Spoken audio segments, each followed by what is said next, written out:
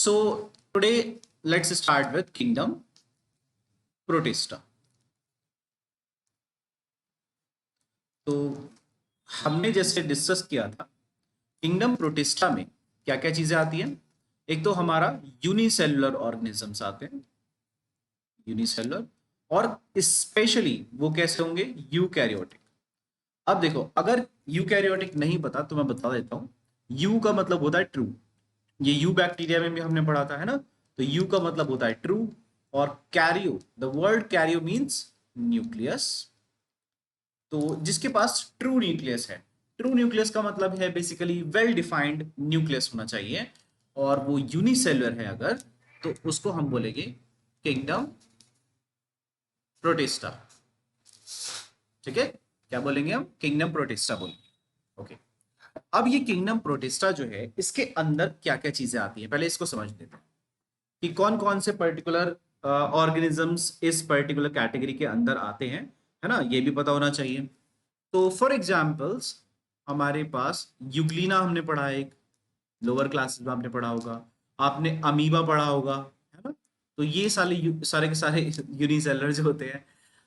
Paramecium आपने पढ़ा है ना। तो ये सारे के सारे ऑर्गेनिजम्स आते हैं हमारे किंगडम प्रोटिस्टा में। इनसे चीजें, इनसे रिलेटेड चीजें भी हम पढ़ेंगे, ठीक है। पर इतना पता होना चाहिए कि हम पढ़ने क्या वाले, ठीक है। अब किंगडम प्रोटिस्टा के बारे में एक बेसिक आइडिया ले लिया कि हम ये पढ़ने वाले हैं। ओके, अब इसके बारे में हमें जो एनसीईआरटी बताता है वो ये बताता है कि भाई इन प्रोटिस्टेंट्स के पास दरअसल सेल वॉल भी, हम प्रोटिस्टा में आने वाले ऑर्गेनिजम्स को प्रोटिस्टेंट्स बोल देते हैं, ठीक है। तो इनके पास सेल वॉल भी होती है।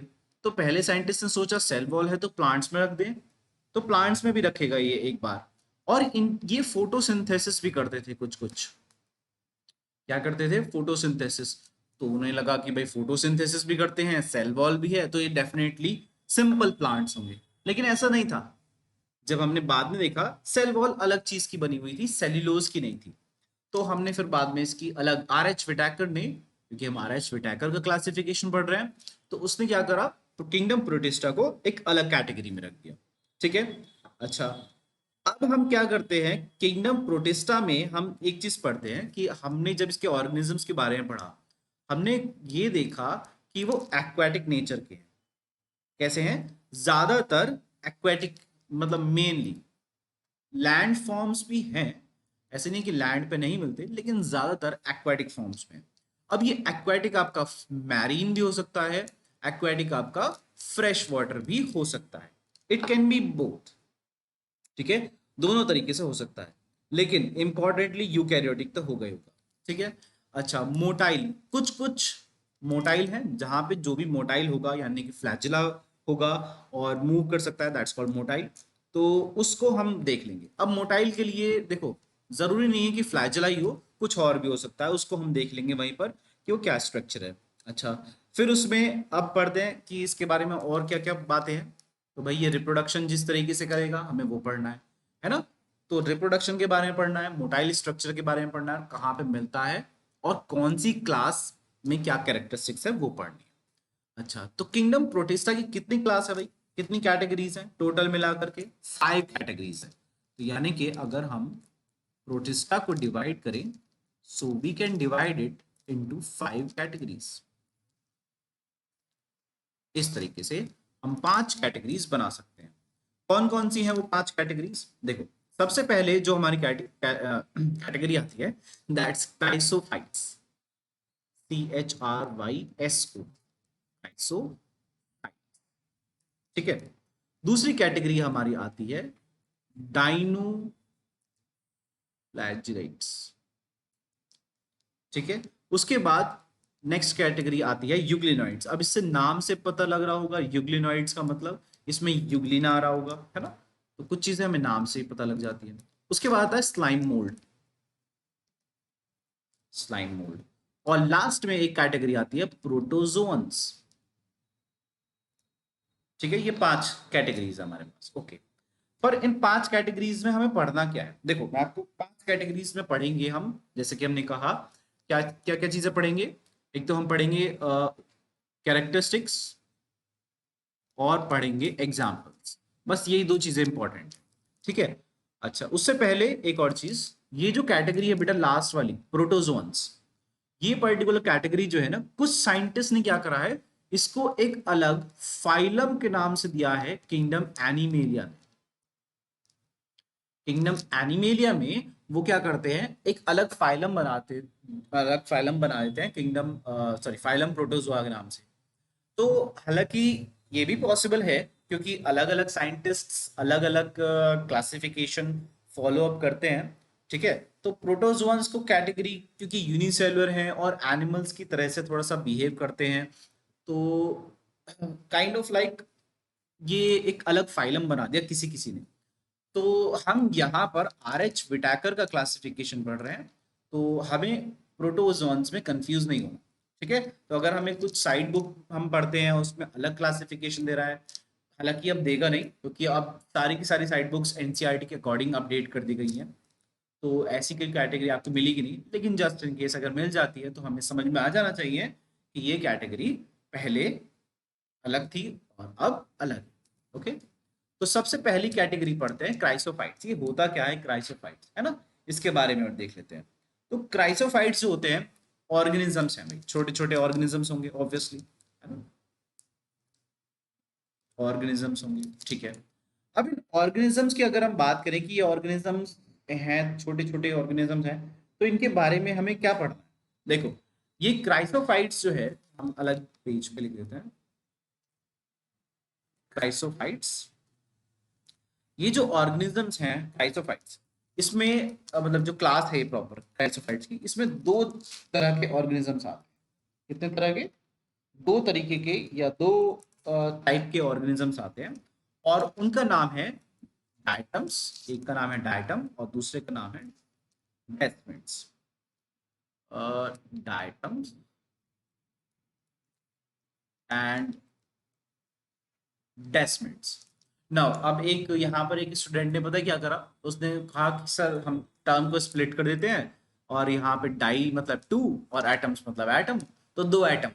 नहीं, ये डायटम वो ऐसे टर्म को यहाँ पर स्प्लिट नहीं करना, ठीक है। डायटम्स का मतलब दो एटम्स नहीं है, ओके।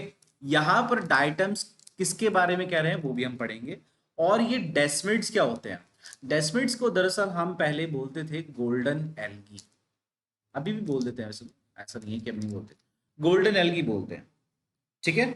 अच्छा, गोल्डन एल्गी बोलते हैं। और ज्यादातर क्राइसोफाइट्स कहाँ मिलते हैं हमें, कहाँ मिलते हैं, ज्यादातर फ्रेश वाटर में। और ऐसा नहीं है कि मैरीन में नहीं मिलते हैं, तो मैरीन में भी मिलते हैं, पर ज्यादातर फ्रेश वाटर में, ठीक है। तो फ्रेश वाटर और मैरीन वाटर में मिलेंगे। लेकिन इंपॉर्टेंट बात, ये दो दोनों के दोनों डायटम्स या डेस्मिड्स हैं, ये स्मॉल ऑर्गेनिजम्स हैं।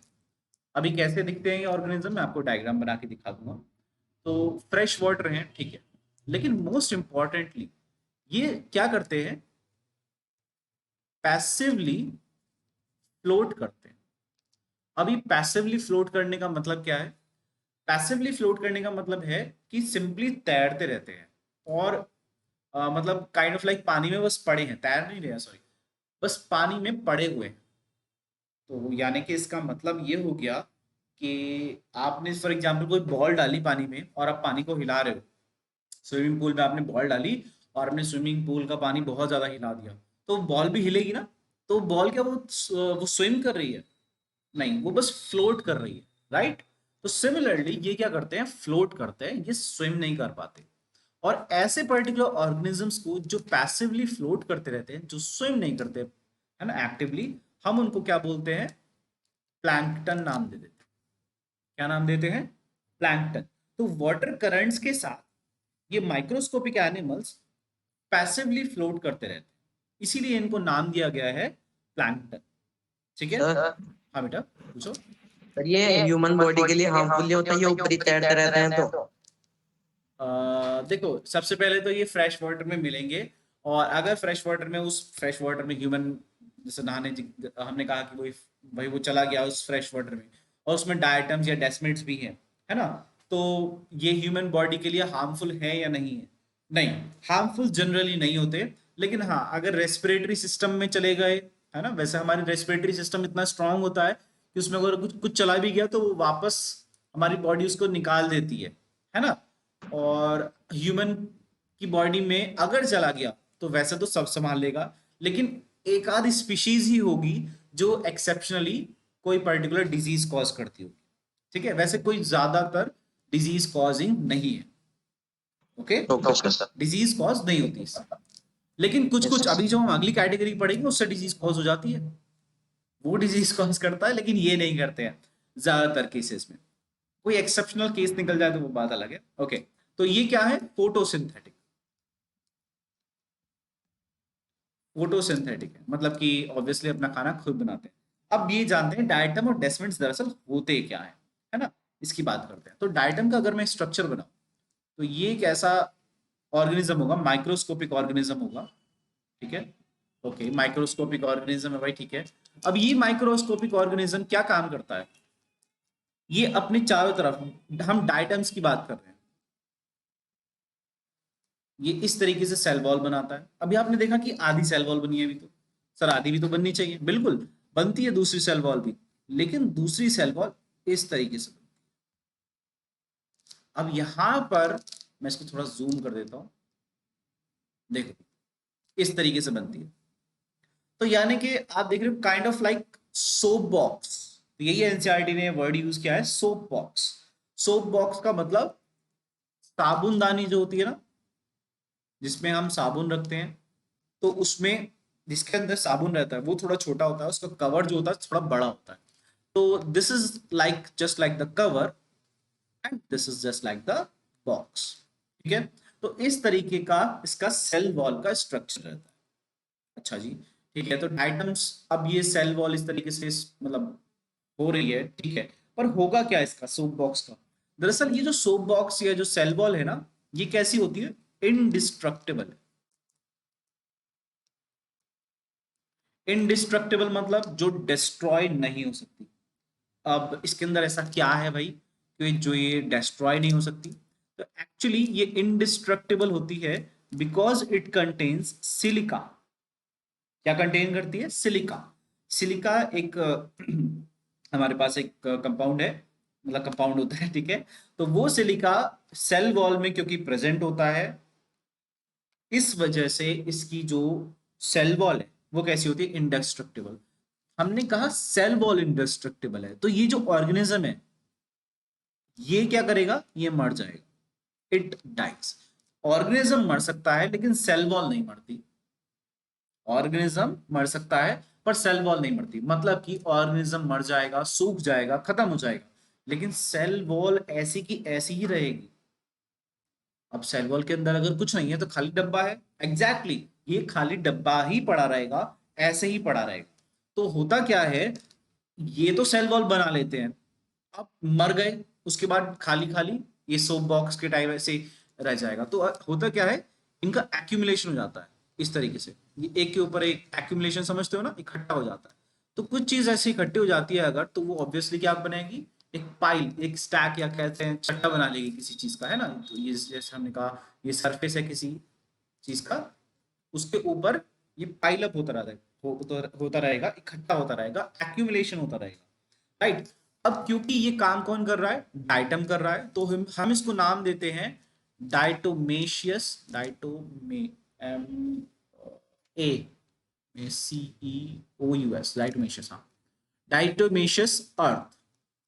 यानी कि ये सैंड वाली या मिट्टी वाली धरती नहीं है, तो वो पर्टिकुलर जगह या जमीन जो डाइटम्स की वजह से बनी है, दैट्स कॉल्ड डाइटोमेशियस अर्थ। ये जनरली हमें मैरीन एनवायरमेंट्स के पास या फिर किसी सॉइल, अगर फ्रेश वाटर है तो फ्रेश वाटर में नीचे की साइड, और जहाँ पे पानी सतह से मिल रहा होता है वहां के आसपास में मिल जाता है, ठीक है। तो उसको बोलते हैं डाइटोमेशियस अर्थ।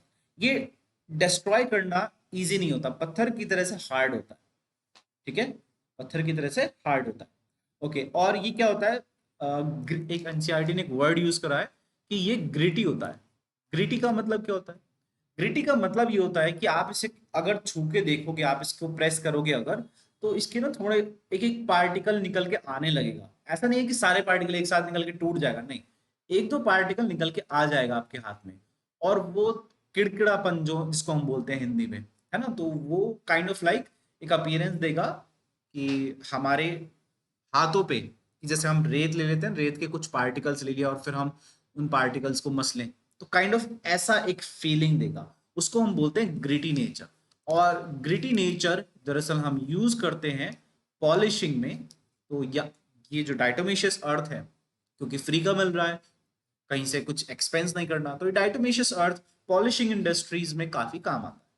ठीक है, इससे हम पॉलिशिंग करवाते हैं, फिल्ट्रेशन भी करा लेते हैं, और काफी मतलब इंडस्ट्रीज में इसका बेसिकली यूज हो जाता है। ओके, अब हमने कहा कि डाइटम्स जो हैं फोटोसिंथेटिक हैं और ये पैसिवली फ्लोट करते हैं, प्लैंक्टन होते हैं, है ना। तो जो फोटोसिंथेसिस कर रहा है, तो क्या हम कह सकते हैं कि ये ऑटोट्रॉफ है? आपने 10th क्लास में पढ़ा है ऑटोट्रॉफ्स क्या होते हैं, राइट। तो हम क्या बोल सकते हैं कि ये ऑटोट्रॉफ्स हैं, बिल्कुल। लेकिन हमने ऑटोट्रॉफ्स तो पढ़ा है कि ऑटोट्रॉफ्स तो प्लांट्स होते हैं, राइट। तो हम इसको ऑटोट्रॉफ्स तो नहीं बोल सकते। तो ऑटोट्रॉफ्स क्या होते हैं? ऑटोट्रॉफ्स के लिए हमने एक और टर्म पढ़ी थी कि दे आर द प्रोड्यूसर्स, जो फूड वगैरह प्रोड्यूस करते हैं। फर्स्ट ट्रॉपिक लेवल जो होता है वो प्लांट्स होते हैं। वेल, यहां पर यानी कि ओशियंस वगैरह में या एक्वाटिक मीडियम में प्लांट्स तो है नहीं। फोटोसिंथेसिस कौन कर रहा है? डाइटम्स कर रहे हैं। तो इसका मतलब जो प्रोड्यूसर्स हो गए ओशियंस में, वो कौन हो गए? डाइटम्स हो गए। तो इसीलिए हमारी एनसीईआरटी एक लाइन लिखती है कि diatoms are the chief producers in the oceans. तो ओशंस में चीफ प्रोड्यूसर्स होते हैं, मतलब इन्हीं को ही ऑर्गेनिजम्स खाएंगे। भाई प्लांट ऑटोट्रॉफ्स होता है, प्रोड्यूसर होता है, प्लांट को डियर खाता है, डियर को लायन खाता है, हमने यही पढ़ा है। तो अल्टीमेटली स्टार्ट किससे हुआ था? प्लांट से। तो ओशंस में जो फूड, जो आपकी फूड चेन जो होगी, वो कैसे शुरू होगी? फ्रॉम द डाइटम्स, क्योंकि वहां पे प्लांट्स भी होंगे, लेकिन डाइटम्स से भी स्टार्ट होती है। और डाइटम्स का नंबर दरअसल बहुत ज्यादा होता है। तो that's why these are called chief producers in the oceans. ठीक है, और ये फोटोसिंथेटिक है, तो ऑब्वियसली ऑक्सीजन भी बहुत सारी इवॉल्व करते हैं, ऑक्सीजन भी बहुत सारी इवॉल्व करते हैं, और चीफ प्रोड्यूसर्स भी हैं। ठीक है, यहां तक ये वाला जो पॉइंट है हमारा क्राइसोफाइट्स का, यहां तक क्लियर है बेटा?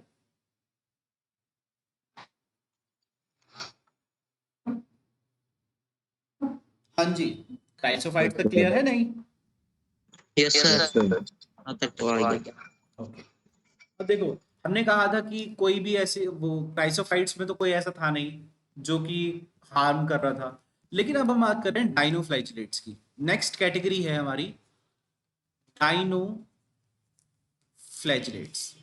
अब ये डाइनोफ्लैचिलेट्स क्या होता है? देखो, डाइनोफ्लैचिलेट्स दरअसल वो ऑर्गेनिज्म है, अगेन ये मैरीन होते हैं ज्यादातर, और फोटोसिंथेटिक वो तो है ही, these are photosynthetic as well. सारे के सारे प्रोटिस्ट फोटोसिंथेटिक नहीं है, सिंथेटिक, सारे के सारे फोटोसिंथेटिक नहीं है, कुछ है। ओके, ये एक्वाटिक है, और एक्वाटिक में भी जनरली मैरीन होते हैं, है ना, यानी खारे पानी में मिलते हैं। ओके, अच्छा, अब हम इसको क्या, अब इसके बारे में क्या पढ़ना है? देखो, डाइनोफ्लैजिलेट्स के बारे में हमें एक बात पढ़नी है कि डाइनोफ्लैजिलेट्स में ना पिगमेंट बहुत ज्यादा होते हैं, पिगमेंट्स। और ये पिगमेंट्स क्या होते हैं? देखो, पिगमेंट्स वो केमिकल्स होते हैं जो कलर प्रोवाइड करते हैं किसी भी सेल को। ये केमिकल्स हैं जो क्या प्रोवाइड कराते हैं? कलर प्रोवाइड कराते हैं किसी भी सेल को, किसी भी लिविंग ऑर्गेनिज्म को। फॉर एग्जाम्पल क्लोरोफिल ले लो, क्लोरोफिल एक पिगमेंट है, कौन सा कलर देता है? ग्रीन कलर देता है। हीमोग्लोबिन एक पिगमेंट है, कौन सा कलर देता है? रेड कलर देता है, आरबीसी में मिलता है ना। तो पिगमेंट्स वो केमिकल्स होते हैं जो किसी भी लिविंग सेल्स को कलर देते हैं। तो इसमें जो पिगमेंट्स पाए जाते हैं, कौन कौन से पिगमेंट्स पाए जाते हैं? देखो, इसमें एक तो आपको ग्रीन मिल सकता है, ग्रीन, येलो, ब्राउन, ब्लू, और रेड भी। रेड के बारे में तो हम पढ़ेंगे खास करके, तो रेड हमें पता ही होना चाहिए। तो इस कलर के मिल सकते हैं। ठीक है, अच्छा, अब अगेन इनकी सेल वॉल भी कैसी होती है, हार्ड होती है, लेकिन यहां पर जो सेल वॉल है, यहां पर जो सेल वॉल है वो किससे बनी हुई है, सेल्यूलोज से बनी हुई है। किसी से बनी हुई है, सेल्यूलोज से। यहाँ पर आपका सिलिका वगैरह प्रेजेंट नहीं है, जो इसमें प्रेजेंट था ना, सिलिका प्रेजेंट था और उसकी वजह से इंडेस्ट्रक्टिबल था ये, ऐसा कुछ नहीं है यहाँ पर। तो हालांकि मजबूत है लेकिन सेल्यूलोज से बनी हुई है, ठीक है। अच्छा, उसके बाद हमारे पास एक इंपॉर्टेंट इंफॉर्मेशन है, क्या, एक डाइनोफ्लैजिलेट्स है जिसका नाम है गोनुलॉक्स, ठीक है। ये एक डाइनोफ्लैजिलेट है। अब इस डाइनोफ्लैजिलेट के बारे में क्या पढ़ना है, देखो ये डाइनोफ्लैजिलेट दरअसल रेड कलर का है, तो हम रेड कलर ले लेते हैं। तो ये कौन सा है, रेड कलर का है, यानी कि इसके अंदर पिगमेंट कौन सा होगा, रेड होगा, ठीक है। अच्छा, ये क्या काम करता है, ये क्या काम करता है, ये रैपिड मल्टीप्लीकेशन कर लेता है। रैपिड मल्टीप्लीकेशन, रैपिड मल्टीप्लीकेशन का मतलब बहुत तेजी से डिवाइड करता है, ओके। तो उससे क्या होगा, हाँ, उससे क्या होता है, जो हमारी बीचेस होती हैं, कौन सी बीचेस जो होती हैं, खास करके यूनाइटेड स्टेट्स में, जो एक फ्लोरिडा है ना, एक स्टेट है वहां का फ्लोरिडा, वो स्टेट जो है वो लगभग लगभग इस तरीके का है। ये आपका पूरा का पूरा यूएस आ गया, है ना, और ये नीचे की साइड यहाँ पे पूरा का पूरा पानी है, इधर की साइड ये स्टेट आपका फ्लोरिडा है। तो कहने का मतलब ये है कि पूरा का पूरा इससे कवर्ड है, ओशंस के आसपास ही है ना। तो यहाँ पे बीचेस बहुत सारी हैं। तो यहाँ पर बीचेस पे क्या फिनोमिना देखा गया एक से ज्यादा बार, कि जो हमें टाइड्स दिखी, जो हमें टाइड्स दिखी वो दरअसल रेड कलर की दिखाई दी। तो जब हमने देखा कि भाई रेड कलर की क्यों है, तो पता लगा ये रेड कलर की जो टाइड्स हैं ये गोनुलॉक्स की वजह से, क्योंकि गोनुलॉक्स जो हमारा ये रेड डाइनोफ्लैजिलेट है, ये बहुत जल्दी जल्दी मल्टीप्लाई हुआ, इतनी जल्दी मल्टीप्लाई हुआ कि इसने पूरी की पूरी सरफेस को कवर कर लिया, और हमें टाइड्स भी कैसे दिखने लगी, रेड कलर की दिखने लगी। तो जब टाइड्स ही रेड कलर की दिखने लगी, तो हमने कहा कि भाई ये रेड टाइड्स को बना रहा है, तो फिनोमिना को हमने बोल दिया कि ये रेड टाइड्स को प्रोड्यूस करता है, ठीक है। कैसी टाइड्स को प्रोड्यूस कर रहा है, रेड टाइड्स। अच्छा, फिर हमने देखा कि रेड टाइड्स में गॉनब्लॉक्स मिलता है, ठीक है, ये तो हमें पता लग गया। लेकिन हमने एक और चीज देखी, जहां जहां रेड टाइड्स है ना, वहां की जो एक्वेटिक लाइफ है, यानी कि फिशेस या एम्फीबियंस, और ओशन की बात कर रहे हैं तो ओशन में तो बहुत सारी चीजें होती हैं, लेकिन बीच के आसपास जनरली फिशेस और एम्फीबियंस ज्यादा मिलते हैं, है ना, ज्यादा मिलते हैं। तो इन सब का हमने देखा कि बहुत ज्यादा अमाउंट में ये हमें मरे हुए मिले। क्यों, क्यों मरे हुए मिले, क्योंकि इस रेड टाइड में क्या थे, बहुत सारे टॉक्सिन्स थे। अब ऑब्वियसली टाइड्स में तो टॉक्सिन होगा नहीं, किसने प्रोड्यूस करा, गोनुलॉक्स ने। तो इसका मतलब ये है कि इस गोनुलॉक्स ने क्या प्रोड्यूस करा है, टॉक्सिन प्रोड्यूस करा है, जिसकी वजह से फिशेस और एम्फीबियंस, बेसिकली एक्वेटिक लाइफ जो है, उनकी डेथ हो जाती है। तो यानी कि जहां जहां रेड टाइड्स होंगी वहां वहां ऑर्गेनिजम्स मर जाएंगे, बिल्कुल सही बात है। तो इसका मतलब क्या, ह्यूमंस भी मर सकते हैं, बिल्कुल ह्यूमंस भी मर सकते हैं। और एटलीस्ट अगर मरेंगे नहीं तो एटलीस्ट कुछ ना कुछ बीमारी तो, इन्फेक्शन या एलर्जी, एटलीस्ट ये तो हो ही जाएगा। तो काइंड ऑफ लाइक ये पैथोजेनिक है और डेंजरस है, बिकॉज इट सिक्रीट्स टॉक्सिन। तो ये पानी में ही इतने सारे टॉक्सिन छोड़ देता है गोनालॉक्स, कि जिसकी वजह से पानी कैसा हो जाता है, टॉक्सिक हो जाता है, ठीक है। तो ये एक इंपॉर्टेंट चीज है कि रेड टाइड कौन प्रोड्यूस करता है, गोनालॉक्स, ठीक है। सर टाइड क्या होता है सर? टाइड्स का मतलब जो लहरें जो आती हैं, लहर, ठीक है। टाइड्स का मतलब जो लहरें आती है वो हमें लाल कलर की दिखाई देती है, और लाल कलर की लहरों को ही हमने कहा है रेड टाइड, ठीक है। Yes sir. ओके, अब नेक्स्ट कैटेगरी जो आती है होती है यूग्लिनॉइड्स की। अब यूग्लिनॉइड्स में आता है यूग्लिना। ये यूग्लिना क्या होता है, देखो यूग्लिना का एक छोटा सा डायग्राम मैं आपको बना करके दिखा देता हूँ, ठीक है। यूग्लिना कुछ कुछ ऐसा दिखाई देता है।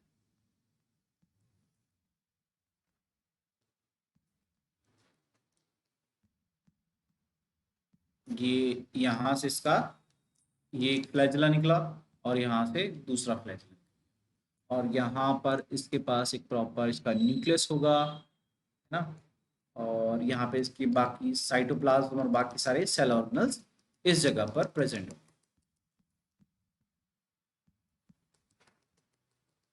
ठीक है। अच्छा, तो इसके बारे में क्या पढ़ना है यूग्लिना के बारे में? देखो यहाँ पर यूग्लिना के बारे में बहुत इंपॉर्टेंट चीज है क्या, ये यूग्लिना जो है ना वो दोहरा काम करता है, मतलब दो तरीके से काम कर सकता है। कैसे काम कर सकता है दो तरीके से, बता दो। देखो सबसे पहले तो ये कहाँ मिलता है हमें, ज्यादातर ये मिलता है फ्रेश वाटर में। ठीक है, और फ्रेश वाटर की भी हम जो बात कर रहे हैं ना, इस डायग्राम को हटा देते हैं।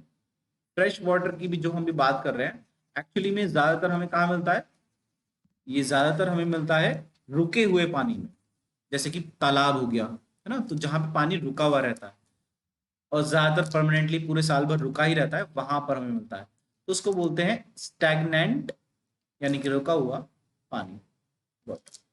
स्टैग्नेंट वाटर में मिलता है रुका हुआ पानी। ठीक है। अच्छा, तो ये फ्रेश वाटर में मिलता है। ठीक है भाई, अब हमने क्या करा, जब इसको हमने स्टडी करा, हमने ये देखा कि भाई ये बिहेव कर रहा है एज हेटेरोट्रॉफ, ठीक है, और ये बिहेव कर रहा है एज ऑटोट्रॉफ ऑल्सो। अब यहां पर थोड़ा सा गड़बड़ा गया मामला। यार हमने तो पढ़ा है कि ऑर्गेनिज्म या तो ऑटोट्रॉफ होता है या हेटेरोट्रॉफ होता है, ऑटोट्रॉफ होता है या हेटेरोट्रॉफ, ये तो दोनों ही है ना।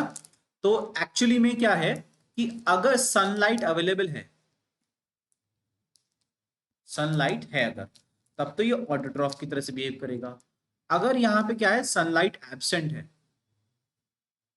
सनलाइट एब्सेंट है, तो ये कैसे बिहेव करेगा, हेटेरोट्रॉफ की तरह से। और रेडीमेड फूड अगर अवेलेबल है तो ऑब्वियसली ये कैसे बिहेव करेगा, हेटेरोट्रॉफ की तरह से।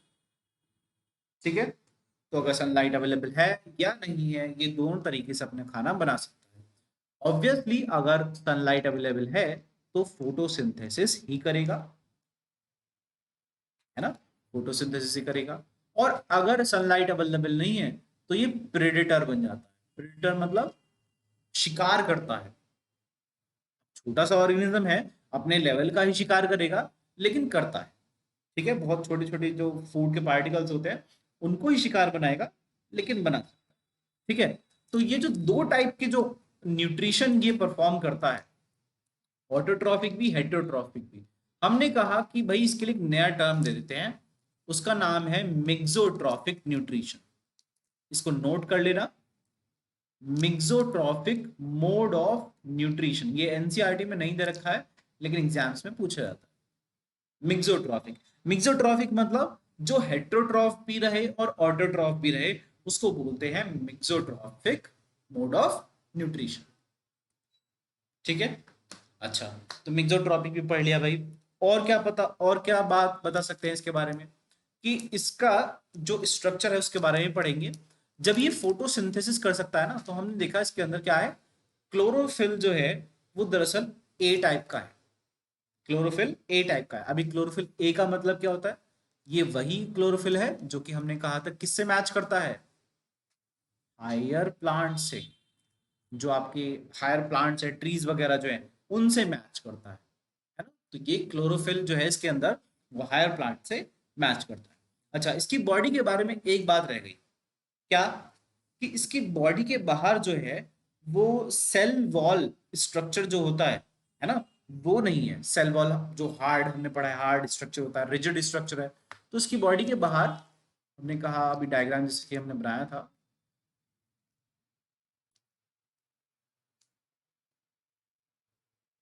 कि इसकी बॉडी के बाहर सेल वॉल नहीं है। तो सेल वॉल नहीं है तो फिर क्या है, सेल मेम्ब्रेन डायरेक्ट नहीं। इसकी बॉडी के बाहर सेल मेम्ब्रेन तो है ही, लेकिन सेल वॉल नहीं है, उसके बाहर एक और एक्स्ट्रा लेयर प्रेजेंट है। अब वो कैसी लेयर है उसके बारे में भी देखते हैं। तो ये जो येलो वाली लेयर है, इस लेयर की मैं बात कर रहा हूं। This layer, it is made up of protein. किसकी बनी हुई है, प्रोटीन की बनी हुई है।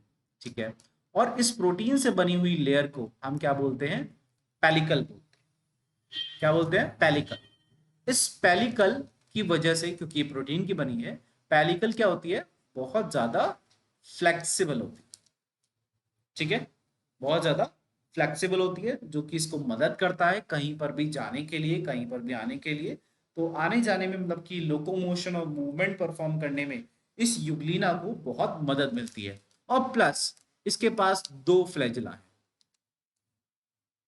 ठीक है, जब दो फ्लैजिला है तो ये अच्छे खासे तरीके से मूव कर सकता है। ये दो इस तरीके की पूंछ के जैसी, जो कि इसको मदद करती है movement. So these are the flagella. ये क्या है, फ्लैजिला है, ये मूवमेंट में हेल्प करते हैं, और इसके पास दो हैं तो अच्छी खासी तरीके से ये मूवमेंट भी कर सकता है, ठीक है। इसका एग्जाम्पल है यूग्लिनोइड्स का बेस्ट एग्जाम्पल ऑब्वियसली क्या हो गया, यूग्लिना, ठीक है। तो यूग्लिनोइड्स में क्या आता है, यूग्लिना आता है, फ्रेश वाटर रुके हुए पानी में मिलते हैं, मिक्सोट्रॉफिक न्यूट्रिशन शो करते हैं, क्लोरोफिल जो होता है वो हायर प्लांट से मैच करता है, और चारों तरफ जो होती है प्रोटीन की एक लेयर होती है जिसको हम बोलते हैं पेलिकल, जो कि फ्लेक्सिबिलिटी प्रोवाइड करती है, ठीक है। ओके, अब इसके बाद नेक्स्ट कैटेगरी आती है हमारे पास स्लाइम मोल्ड्स। ये जो स्लाइम मोल्ड्स है ना, ये दरअसल थोड़ा थोड़ा फंगस की तरह से रिलेट करता है, लेकिन ये दरअसल फंगस नहीं है। अब क्यों नहीं है भाई फंगस, और मतलब किस बेसिस पे हमने इसको फंगस नहीं बोल रहे हैं। सबसे पहले तो ये जो हमारा स्लाइम मोल्ड है ये मल्टी सेलुलर नहीं होता। ऐसा नहीं होता, मल्टी सेलुलर नहीं होता, लेकिन हाँ ऐसा नहीं है कि दूसरे स्लाइम मोल्ड्स के साथ नहीं रह सकता, दूसरे प्रोटिस्ट के साथ नहीं रह सकता। तो ये जनरली क्या प्रेफर करता है कि एक साथ रहने की कोशिश करता है, और ये ग्रो करता है लाइक फंगस, इस तरीके से जैसे फंगस ग्रो करता है ना, फंगस जैसे ग्रो कर जाता है उस तरीके से ग्रो करता है। किसी लकड़ी के लट्ठे पे ग्रो कर जाएगा, या किसी और तरीके से, तो जैसे फंगस ग्रो करता है उसकी तरह से, पर फंगस नहीं है ये। मोस्ट इंपॉर्टेंट पॉइंट ये क्या है, सैप्रोफाइट। हमने अभी तक पढ़ा था कि सबके सब फोटोसिंथेटिक थे या हेटेरोट्रॉफिक थे, ठीक है, लेकिन ये पहला मिला जो कि क्या है, सैप्रोफाइट। सैप्रोफाइट मतलब जो किस पे फीड करता है, डेड ऑर्गेनिजम्स पे फीड करता है, ठीक है। तो ये डेड में भी बल्कि किस पे फीड करता है, प्लांट के पार्ट्स को, प्लांट को या प्लांट के पार्ट्स को ये फीड करता है। और जो प्लांट के पास सड़ रहे हैं ना, प्लांट के ऐसे पार्ट्स हो गए जो सड़ रहे हैं, उनको ये जनरली, उन पे जनरली फीड करता है, ठीक है। ओके, अब एक बात आती है यहां पर अबाउट द प्लाज्मोडियम। अब ये प्लाज्मोडियम क्या होता है, देखो प्लाज्मोडियम एक स्ट्रक्चर है यहां पर, ध्यान रखना ये पॉइंट इंपॉर्टेंट है जो मैं बता रहा हूं। स्लाइम मोल्ड्स यहां पर जो है एक स्ट्रक्चर बना लेते हैं, यानी कि प्लाज्मोडियम क्या है, एक स्ट्रक्चर है यहां पर। इस पर्टिकुलर कैटेगरी में प्लाज्मोडियम कहा गया है एक स्ट्रक्चर को। पर कैसा स्ट्रक्चर है, स्ट्रक्चर है एग्रीगेशन का। एग्रीगेशन मतलब किसी भी चीज का इकट्ठा होना। तो फॉर एग्जाम्पल एक ये प्रोटिस्ट था, एक ये प्रोटिस्ट था, ऐसे ऐसे करके करके करके ये बहुत सारा इकट्ठा हो गया, ठीक है, और इसने एक मास बना लिया। मास मतलब एक ऐसा स्ट्रक्चर जो हमें आंखों से दिखाई दे सकता है, उसको हमने कहा कि भाई ये एग्रीगेशन है, इकट्ठा हो गया, ठीक है। और ये एग्रीगेशन जो है ये ग्रो करता रहता है, मतलब जो इकट्ठा है, इकट्ठा जो ये हुआ है ये अपना साइज बढ़ाता रहता है, ठीक है। और ये जो है बढ़ बढ़ करके ये कुछ फीट में कन्वर्ट हो जाएगा, मतलब 2 3 4 इतने फीट तक भी ग्रो कर सकता है, ठीक है। अच्छा, ये तो बात है प्लाज्मोडियम कब बनाएगा, ड्यूरिंग द फेवरेबल कंडीशन, जब कंडीशंस इसकी ग्रोथ के लिए फेवरेबल होंगी। लेकिन लेट से कंडीशंस कैसी हो जाती हैं, अनफेवरेबल। सर हाँ बेटा, तो सर एक्यूमुलेशन और एग्रीगेशन सेम हो गया या हाँ कुछ काइंड डिफरेंट ऑफ हो लाइक गया? सेम। देखो एग्रीगेशन में, एक्यूमुलेशन में तो क्या है, बेसिकली दोनों सेम ही होते हैं वैसे तो, काइंड ऑफ, ठीक है, हम उसको सेम बोल सकते हैं क्योंकि इतना ज्यादा हमें इंग्लिश में डिटेल में नहीं जाना। एग्रीगेशन और एक्यूमुलेशन आप सेम कह सकते हो, लेकिन एक्यूमुलेशन हम जनरली नॉन लिविंग थिंग्स का भी कर सकते हैं। एग्रीगेशन होता है किसी भी चीज का एक दूसरे के ऊपर इलज करके रहना, काइंड ऑफ लाइक उस तरीके से, ठीक है। Okay sir, yes living sir. Things, तो एग्रीगेशन। ओके, अब बात करते हैं इसकी अनफेवरेबल कंडीशंस की। तो अनफेवरेबल कंडीशंस जब आ जाती हैं तो ये क्या करता है, प्लाज्मोडियम जो था इसका, है ना, वो क्या करता है, फ्रूटिंग बॉडीज बना लेता है। फ्रूटिंग बॉडी मतलब एक ऐसे स्ट्रक्चर बनेगा और उसके ऊपर एक ऐसे बलून के जैसा स्ट्रक्चर बन जाएगा, बहुत पिक सा छोटा सा, जैसे मशरूम होता है ना, काइंड ऑफ लाइक दिस, लेकिन ये मशरूम नहीं होगा। तो यहाँ पर हमारा सॉइल है और यहाँ पर ये हमारा डंडी हो गई, यानी कि स्टॉक, और ये क्या है, हमारी फ्रूटिंग बॉडी। क्या है ये, फ्रूटिंग बॉडी। अच्छा, इस फ्रूटिंग बॉडी का क्या होता है, इस फ्रूटिंग बॉडी के टिप्स पे, यानी कि यहाँ पर कभी कभी ऐसा होता है इसके टिप्स पे होती है यहाँ पर इस तरीके से, कभी कभी ऐसा होता है इस फ्रूटिंग बॉडी के अंदर भी होता है। क्या होते हैं, स्पोर्स। ये जो स्ट्रक्चर्स है गोले गोले जो मैं बना रहा हूं, ये क्या है, स्पोर्स। अब ये क्या, इसका मतलब क्या हुआ, इसका मतलब ये है कि जब अनफेवरेबल कंडीशंस होंगे, प्लाज्मोडियम इस तरीके की एक फ्रूटिंग बॉडी बनाएगा, इस तरीके का स्ट्रक्चर बना लेगा। ठीक है भाई, उसमें एक स्टॉक रहेगा, एक फ्रूटिंग बॉडी रहेगा। ठीक है, एक स्टॉक रहेगा, एक फ्रूटिंग बॉडी रहेगा। ठीक है, फ्रूटिंग बॉडी पे स्पोर्ट्स रहेंगे। अब हमने सबसे पहला क्वेश्चन ये, स्पोर्ट्स क्या है और फ्रूटिंग बॉडी क्या है। देखो, हमने दरअसल सबसे पहले स्पोर का कॉन्सेप्ट देखते हैं। स्पोर एक वो स्ट्रक्चर होता है जो टाइनी होता है, बहुत छोटा सा पार्टिकल होता है, और ये छोटा सा पार्टिकल, इसको क्या चाहिए, हीट चाहिए प्लस मॉइस्चर चाहिए। ये इसके लिए ग्रो करने के लिए बहुत अच्छी कंडीशन होती है, हीट और थोड़ा सा मॉइस्चर।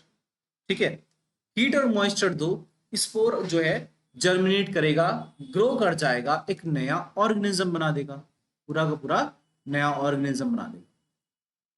तो काइंड ऑफ लाइक ये हम कह सकते हैं बीज की तरह से वर्क कर रहा है, सीड की तरह से, राइट। अब लेकिन ये प्रॉपर सीड तो है नहीं, तो हमने इसको सीड तो बोल नहीं सकते, हमने इसको क्या बोला, स्पोर बोला। ठीक है, अब लेट्स से कि अनफेवरेबल कंडीशन 3 महीने तक, स्पोर तो प्रोड्यूस हो गया लेकिन अनफेवरेबल कंडीशन 3 महीने तक रही, तो क्या ये 3 महीने तक ऐसे ही पड़ा रहेगा, बिल्कुल। ये स्पोर जो होते हैं, इसके चारों तरफ की जो वॉल होती है वो बहुत टफ होती है। ठीक है, तो ये तब तक ऐसे ही इनएक्टिव पड़ा रहेगा जब तक फेवरेबल कंडीशन यानी कि हीट और मॉइस्चर नहीं आ जाता। जैसे ही वो आ जाएगा, स्पोर जर्मिनेट कर जाएगा। और ये स्पोर जो ये पूरी की पूरी बॉडी है ऊपर की, ये क्योंकि फ्रूट की तरह से बिहेव कर रही है, फ्रूट के अंदर सीड होता है, और सीड को अगर हम जमीन में डालें और पानी दें तो उसमें से एक नया प्लांट आ जाता है। क्योंकि ये काइंड ऑफ उसी तरीके से बिहेव कर रहा है, इसीलिए हमने इसका नाम रखा है फ्रूटिंग बॉडी, जो फ्रूट की तरह से बिहेव कर रहा है। फ्रूट के अंदर क्या होता है, सीड होते हैं, और सीड से नया प्लांट बनता है। इसी तरीके से इस बॉडी के अंदर स्पोर्स हैं, जिससे नया ऑर्गेनिज्म निकल रहा है, इसीलिए हमने इसको फ्रूटिंग बॉडी बोल दिया। ठीक है, अच्छा सर, हाँ जी बेटा। जो सर ये ऑर्गेनिज्म सिर्फ स्पोर से ही बना हुआ है? नहीं नहीं नहीं नहीं नहीं, ऐसा हमने नहीं कहा। यहाँ देखो, इसमें हम बोल रहे थे ना कि यहाँ पे प्लाज्मोडियम बन रहा था कि जब फेवरेबल कंडीशन है वो ऐसे ग्रो कर सकता है, पूरा का पूरा फैल सकता है। जब अनफेवरेबल कंडीशन आएगी तब वो क्या करता है, इस तरीके का स्ट्रक्चर बनाता है। तो प्लाज्मोडियम इस फ्रूटिंग बॉडी में कन्वर्ट हो जाएगा। ठीक है, तो रिप्रोडक्शन केवल स्पोर्स के थ्रू नहीं कर सकता, नहीं नहीं, बाइनरी फिशन भी है उसके पास मेथड। बाइनरी फिशन, जब वो प्लाज्मोडियम बना रहा है तो दरअसल वो बाइनरी फिशन ही कर रहा है। स्पोर्स तो तब बनाता है जब कंडीशंस फेवरेबल नहीं है। ठीक है, ओके सर। हाँ। अब ये स्पोर्स जो है ऑब्वियसली हवा के साथ बह करके नई जगह जा सकते हैं, तो इनका डिस्पर्सल कैसे होता है, एयर करंट्स के थ्रू। एयर करंट्स के थ्रू ये स्पोर्स क्या होते हैं, डिस्पर्स हो जाते हैं। डिस्पर्स मतलब फैल जाते हैं। ठीक है, ओके, तो ये फैल जाते हैं भाई। उसके बाद क्या होगा, नए नई जगह पर जाकर के नया ग्रोथ। ठीक है, अब देखो यहां पर ध्यान रखना, हमने जो वर्ड यूज करा प्लाज्मोडियम, वो किसके लिए यूज करा था, एग्रीगेशन के लिए, एक मास ऑफ स्लाइम मोल्ड। ये स्लाइम मोल्ड जो थे उनका एक पूरा मास इकट्ठा जो एग्रीगेशन था, उसके लिए हमने यूज करा था प्लाज्मोडियम, और प्लाज्मोडियम यहाँ पे एक स्ट्रक्चर था। ठीक है, इसको ध्यान रखना। क्योंकि ये आगे भी टर्म आएगा इसलिए क्या। अच्छा, अब बात करते हैं नेक्स्ट और final category, that is protozoans. अब ये प्रोटोजोन्स क्या होते हैं? देखो, इसके प्रोटोजोन्स के बारे में हमें सबसे पहले एक बात समझ में आनी चाहिए, क्या कि सारे के सारे प्रोटोजोन्स जो होते हैं वो या तो वो प्रेडेटर होंगे, मतलब दूसरे ऑर्गेनिज्म पे डिपेंड करेंगे खाने के लिए, या फिर वो पैरासाइट होगा। बस, वो ऑटोट्रॉफिक किसी भी केस में नहीं हो सकता। ठीक है, वो ऑटोट्रॉफिक किसी भी केस में नहीं हो सकता। और दूसरा मेथड ये कि सैप्रोफाइट वगैरह जनरली वो भी नहीं होते प्रोटोजोन्स। और हम एक कहते हैं, काफी सारे साइंटिस्ट कहते हैं क्या कि ये क्या है, प्रिमिटिव। प्रिमिटिव की स्पेलिंग में आई आएगा शायद, प्रिमिटिव, हाँ, प्रिमिटिव रिलेटिव्स हैं किसके, एनिमल्स के। तो ये पॉइंट हमारा एनसीईआरटी मेंशन करता है कि एनिमल्स के प्रिमिटिव रिलेटिव है। प्रिमिटिव का मतलब एंशिएंट, प्राचीन काल टाइप। ठीक है, तो ये बहुत सालों पहले, हजारों सालों पहले एनिमल्स से कहीं ना कहीं रिलेट करते हैं। तो एनिमल्स जो हैं जनरली हमने कहा है कि प्रोटोजोआ से निकले हैं। तो इसीलिए आपको ध्यान होगा, मैंने स्टार्टिंग में भी कहा था कि कोई कोई क्या करता है, फाइलम प्रोटोजोआ बना देता है एनिमल किंगडम में। तो और उसे हम सबसे पहले पढ़ लेते हैं। तो ऐसा कोई कोई साइंटिस्ट फॉलो करता है, लेकिन हम क्योंकि प्रोटोजोअन्स को अलग पढ़ रहे हैं तो हम इसको यहीं में पढ़ते हैं। ठीक है, प्रिमिटिव रिलेटिव्स हैं एनिमल के, और इसकी जो प्रोटोजोअन्स की 4 कैटेगरी होती है। ठीक है, ये फर्दर इसकी 4 कैटेगरी होती है। और फर्दर 4 कैटेगरी वही कौन कौन सी है?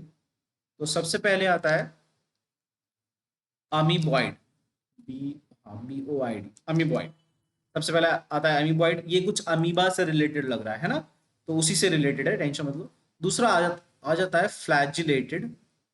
फ्लैजिलेटेड मतलब जिसमें ऑब्वियसली फ्लैजिला होगा। दूसरा आता है फिर थर्ड आता है सीलिएटेड। सीलिएटेड का मतलब क्या होता है? जिसमें सीलिया हो। अभी सीलिया क्या होता है डिस्कस करेंगे। और सबसे लास्ट में आता है स्पोरोजोअन्स। ऑब्वियसली नाम से पता लग रहा है कि इसमें कहीं ना कहीं स्पोर्स रिलेटेड होंगे, है ना। तो इस तरीके के ही स्ट्रक्चर्स है। डिस्कस कर लेते हैं एक एक के बारे में। ठीक है, तो सबसे पहले डिस्कस करते हैं अमीबॉइड के बारे में। ओके, अमीबॉइड, यहां पे क्या है, अमीबा के जैसे स्ट्रक्चर्स बिल्कुल वही इसमें इंक्लूडेड रहते हैं। और इसमें हमारा अमीबा भी आता है। तो अमीबा किस कैटेगरी के अंदर आ गया? प्रोटोजोअन्स के अंदर अमीबॉइड कैटेगरी में आ जाता है। ठीक है, अभी कहाँ मिलते हैं? ये आपको फ्रेश वाटर में मिल जाएंगे, ये आपको मैरीन वाटर में मिल जाएंगे, RINE, मैरीन वाटर में, है ना। तो मैरीन और फ्रेश वाटर में, या फिर हमें जहाँ पे नमी हो बेसिकली वहां पर भी मिल सकता है। अच्छा, और अमीबा की खास बात क्या है? अमीबा की खास बात क्या होती है? अमीबा की अगर हम बात करें तो जैसे फॉर एग्जांपल ये मैंने अमीबा का स्ट्रक्चर बना दिया। तो अमीबा में खास बात ये होती है, हम उसमें सूडोपोडिया पढ़ते हैं, आपने लास्ट ईयर भी पढ़ा होगा। जैसे फॉर एग्जांपल यहाँ पर अगर एक फूड पार्टिकल है तो इस तरीके से वो अपना एक स्ट्रक्चर बना लेता है जिसको हम बोलते हैं सूडोपोडिया, है ना। अब इस सूडोपोडिया को अगर हम ध्यान से देखें, देखो बेटा ये 2 वर्ड्स का बना हुआ, pseudo and podia. The word pseudo means fall, और पोडिया का मतलब होता है फीट या लेग। तो यानी कि फॉल्स लेग, ऐसा लगता है कि अपना हाथ आगे बढ़ा रहा है, लेकिन ये तो यूनिसेलुलर है, अपना हाथ, इसके पास हाथ तो है ही नहीं। तो ऐसा देखने में लगता है कि अपना हाथ आगे बढ़ा रहा है, लेकिन दरअसल ये अपना सेल आगे बढ़ा रहा है और सेल का एक पार्ट आगे बढ़ा रहा है ना। तो क्योंकि हमें देखने में ऐसा लगता है कि हाथ के जैसा स्ट्रक्चर है, लेकिन वो असलियत में हाथ नहीं है, तो इसलिए हमने लिखा है कि फॉल्स फीट या फॉल्स लेग है, और उसको हम बोलते हैं pseudo, that means false, and podia means leg या फीट। ठीक है, तो ये फॉल्स फीट बनाता है अपने फूड को कैप्चर करने के लिए। ठीक है, हाँ भाई, इतनी बात समझ में आई? Yes sir. ओके, एक और स्ट्रक्चर आपको, एक नाम आपको देखने को मिलेगा हमारी एनसीईआरटी में, उसका नाम है एंट अमीबा। अब ये एंट अमीबा क्या है? ये अमीबा के जैसा ही है क्या? बिल्कुल, ये अमीबा के जैसा ही है, बट यहां पर एक छोटा सा कॉन्सेप्ट, इसको हम अगेन स्प्लिट करेंगे टर्म को। अमीबा तो प्रॉपर अमीबा हो गया कि अमीबा के जैसा है, ठीक है, लेकिन एंट, ये एंट आया है वर्ड एंटेरॉन से। अब ये एंटेरॉन क्या होता है? एंटेरॉन होता है इंटेस्टाइन। तो ये इंटेस्टाइन में मिलने वाला अमीबा है।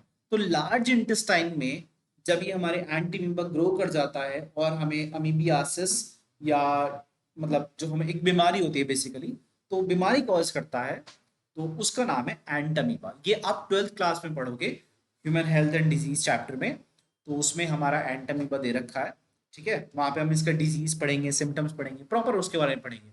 तो एंटमीबा क्या है? अमीबा के जैसा स्ट्रक्चर जो कि कहाँ मिलेगा? इंटेस्टाइन में मिलता है ह्यूमंस की, लार्ज इंटेस्टाइन बेसिकली, ठीक है, ओके। अब बात करते हैं फ्लैजिलेटेड प्रोटोजोअन्स के बारे में। तो हमें यहाँ पे पता लग रहा है क्या है, ये फ्लैजिलेटेड है। और जो ये फ्लैजिलेटेड प्रोटोजोअन्स है, ये ज्यादातर केसेस में क्या है? पैरासिटिक होते हैं, ओके। अब इसके बारे में देख लेते हैं। फ्लैजिलेटेड, तो फ्लैजिलेटेड प्रोटोजोअन्स ऑब्वियसली इनके पास क्या है? फ्लैजिला है ना, प्लस ये कैसे हैं? पैरासिटिक है, ठीक है। और ये डिजीज कॉज, पैरासिटिक है तो ऑब्वियसली क्या करते हैं? डिजीज कॉज करते हैं। इनका इसका एक एग्जांपल हमारी एनसीईआरटी में दे रखा है, दैट इज ट्रिपैनोसोमा। और ये डिजीज कॉज करता है जिसको हम बोलते हैं ट्रिपैनोसोमियासिस, या फिर इसको हम दूसरा नाम भी देते हैं स्लीपिंग सिकनेस। अभी स्लीपिंग सिकनेस मतलब ऐसी बीमारी जिसमें लोग सोते रहे, एग्जैक्टली ये ऐसी ही होती है। इस बीमारी में क्या होता है? हमारे ब्रेन और स्पाइनल कॉर्ड में ये ट्रिपैनोसोम का नाम का जो ऑर्गेनिज्म है, ये इन्फेक्शन कॉज कर देता है, ठीक है। अब जब ये इन्फेक्शन कॉज करता है तो उसकी वजह से क्या होता है? हमारा जो कॉन्शियसनेस है ब्रेन में, है ना, तो उस पर अफेक्ट पड़ जाता है। तो हम अपनी सराउंडिंग्स के अवेयर नहीं रहते और हमें नींद ज्यादा आती है, बहुत ज्यादा नींद आती है, इसीलिए इसको बोलते हैं स्लीपिंग सिकनेस। इसका इलाज कर पाना शुरुआत की स्टेज में ही पॉसिबल है। अगर ये लेटर स्टेजेस में पहुंच गया, मतलब इन्फेक्शन बहुत ज्यादा बच गया, तो there is no cure for it, ठीक है। और इसको डिटेक्ट करने के लिए भी क्या करना पड़ता है? ब्रेन की कैविटीज जो होती हैं, ब्रेन की कैविटीज में हमें पंचर करना पड़ता है, मतलब छेद करना पड़ता है। वहां से एक सैंपल लिया, उस सैंपल में देखा कि भाई हमें कुछ मिल रहा है, ट्रिपैनोसोमा तो नहीं मिल रहा। आप पता लगा ट्रिपैनोसोमा है उसमें, तो पता लग गया इसका मतलब स्लीपिंग सिकनेस है। फिर ये पता करना है कि कितना इन्फेक्शन है। बहुत ज्यादा अगर इन्फेक्शन है तो क्योर नहीं कर सकते, हालांकि बस ट्रिपैनोसोमा को किल करने की कोशिश कर सकते हैं, फिर उसके प्रॉपर ट्रीटमेंट्स आएंगे, ठीक है। तो फ्लैजिलेटेड में इतना सही है, हमारे सिलेबस में पता होना चाहिए कि फ्लैजिला वाले हैं और पैरासिटिक है, और एक एग्जांपल है हमारे पास ट्रिपैनोसोमा जो कॉज करता है स्लीपिंग सिकनेस, ठीक है, ओके। अब इसके बाद एक आता है सीलिएटेड प्रोटोजोआ, जो हमने यहां पे पढ़ा था सीलिएटेड। तो सीलिएटेड क्या होता है भाई? देखो, सीलिएटेड का मतलब होता है जिसमें सीलिया प्रेजेंट हो, ठीक है। अब ये सीलिया क्या होता है? सीलिया होता है, फॉर एग्जांपल ये हमारा सेल है छोटा सा, है ना, तो हमने कहा कि सेल है और इसके ऊपर छोटे छोटे हेयर लाइक आउटग्रोथ है। देखो मैं क्या बोल रहा हूँ, हेयर लाइक छोटे छोटे आउटग्रोथ है। फ्लैजिला इतना बड़ा होता है, ये सीलिया है। सीलिया जो होते हैं वो पूरी बॉडी पे प्रेजेंट होते हैं, ठीक है। और ये हालांकि मूवमेंट में ही हेल्प करते हैं, लेकिन छोटे छोटे होते हैं, तो इसको बोलते हैं सीलिया, ठीक है। थाउजेंड्स में होते हैं नंबर में, ठीक है। और ये एक साथ फंक्शन करते हैं, और जिसकी वजह से क्या होता है, ये मूव कर सकता है आगे या फिर पीछे, कहीं पर भी मूव कर सकता है। तो एक साथ मूवमेंट बहुत जरूरी है, ठीक है। ये हमें किस में मिलता है? पैरामीशियम में। देखो ऐसा भी पॉसिबल है, किसी में सीलिया भी प्रेजेंट है, किसी में फ्लैजिला भी प्रेजेंट है, ऐसा भी पॉसिबल होता है। ठीक है, तो कोई कोई ऑर्गेनिज्म ऐसे भी होते हैं जिसमें सीलिया भी हो और फ्लैजिला भी हो। तो सीलिया क्या होता है? Small hair like outgrowth, small hair like structures. ठीक है, ओके। अब लास्ट कैटेगरी के बारे में पढ़ लेते हैं। हाँ बेटा। सर जिसमें फ्लैजिला और सीलिया साइमल्टेनियसली होते हैं, उसमें दोनों मूवमेंट करते हैं। बिल्कुल, दोनों मूवमेंट कर सकते हैं। फ्लैजिला भी कर सकता है और सीलिया भी कर सकता है। ठीक है, ओके सर। ओके। अब बात करते हैं स्पोरोजोन्स के बारे में बेटा। स्पोरोजोन में ऑब्वियसली हमने कहा कि भाई स्पोर्स प्रोड्यूस होते हैं उसकी लाइफ साइकिल में, है ना। मतलब कि वो जो अपनी लाइफ जो जी रहा है उसमें कभी ना कभी वो स्पोर जरूर बनाता है। ठीक है, अब इसका एक एग्जाम्पल हमारे पास, आप ध्यान से देखना, एक एग्जाम्पल आता है, बहुत ध्यान से। यहां पर मैं क्या लिख रहा हूं? प्लाज्मोडियम, लेकिन मैंने यहां पर इसको अंडरलाइन कर दिया। उसका मतलब क्या है? ये एक ऑर्गेनिज्म है। जो हमने पहले जो पढ़ा वो एक स्ट्रक्चर का नाम था, एक एग्रीगेशन का नाम था। यहां पे प्लाज्मोडियम किसका नाम है? एक ऑर्गेनिज्म का नाम है। और ये ऑर्गेनिज्म क्या करता है? ये मलेरिया कॉज करता है। इसीलिए हम इसको बोलते हैं ये क्या है? मलेरियल पैरासाइट है। ठीक है, बात समझ में आई? It's an organism plasmodium which causes malaria. तो ये मलेरिया कॉज करता है, जो कि ऑब्वियसली एक टाइम पर ऐसी डिजीज थी जो बहुत ही ज्यादा डेथ्स के लिए रिस्पॉन्सिबल थी। ठीक है, तो ये मलेरिया भी मलेरिया जो कॉज करता है प्लाज्मोडियम कॉज करता है। तो प्लाज्मोडियम जो है रिप्रोड्यूस करता है थ्रू द स्पोर्स। ठीक है, और प्लाज्मोडियम जो होता है वो इन्फेक्शियस होता है। तो इन्फेक्शियस कैसे है, अब मैं आपको बता देता हूँ। दरअसल ये प्लाज्मोडियम क्या करता है, अपनी जब लाइफ स्पेंड करेगा तो स्पोर्स बनाता है। मतलब एक हेल्दी ह्यूमन में गया, ठीक है, उसके बाद उसकी बॉडी में मलेरिया कॉज कर दिया, ठीक है भाई। अब उसके ब्लड में जो भी इन्फेक्टेड पर्सन हो गया ना, उसके ब्लड में क्या करता है? अपने स्पोर्स रिलीज कर देता है। क्या क्या रिलीज करेगा? अपने स्पोर्स रिलीज सॉरी स्पोर्स नहीं, गैमीट्स, अपने गैमीट्स रिलीज करेगा। वो गैमीट एक मच्छर पिकअप करेगा, मच्छर से फैलता है, तो मच्छर पिकअप करेगा और मच्छर के अंदर वो गैमीट क्या बनाएंगे? स्पोर्स बना देंगे। तो यानी कि मच्छर के अंदर भी डेवलपमेंट होता है इसका। ह्यूमन के अंदर तो डेवलपमेंट हो ही रहा है, मच्छर के अंदर भी डेवलपमेंट होता है। और जैसे ही मच्छर के अंदर डेवलपमेंट हुआ, मच्छर के अंदर क्या बना दिए इसने? मॉस्किटो के अंदर स्पोर्स बना दिए। मस्कीटो के अंदर अपने स्पोर्स बनाए, और जब वो मस्कीटो किसी हेल्दी इंडिविजुअल को काटता है तो क्या होगा? ये स्पोर्स हेल्दी पर्सन में चले जाएंगे, राइट। तो वो हेल्दी पर्सन क्या हो जाएगा? बीमार हो जाएगा, इन्फेक्टेड हो जाएगा।